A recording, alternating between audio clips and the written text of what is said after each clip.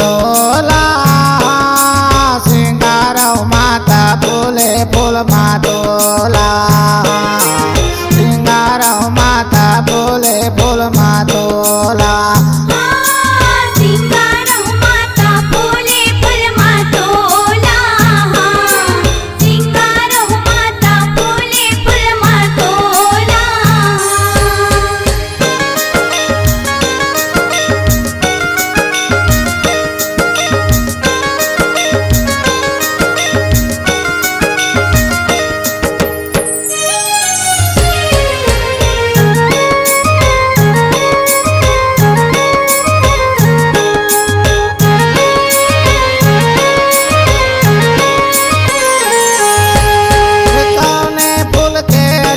गजरा कौने फूल के हारे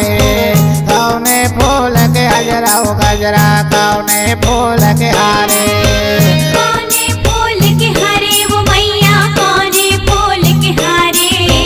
कौने फूल के गजरा गजरा कौने फूल के हारे कौने फूल के माथे के टिकले भर के सूरज का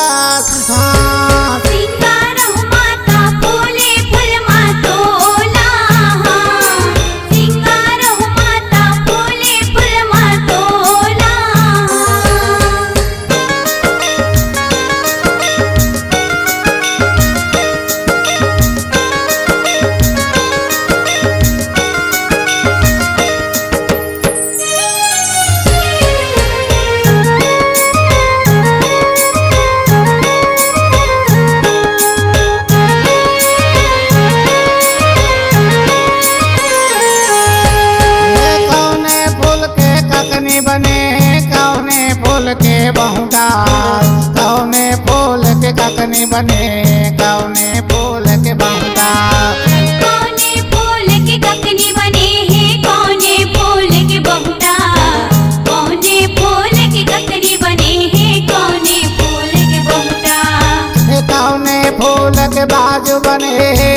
फूल फूल मातोला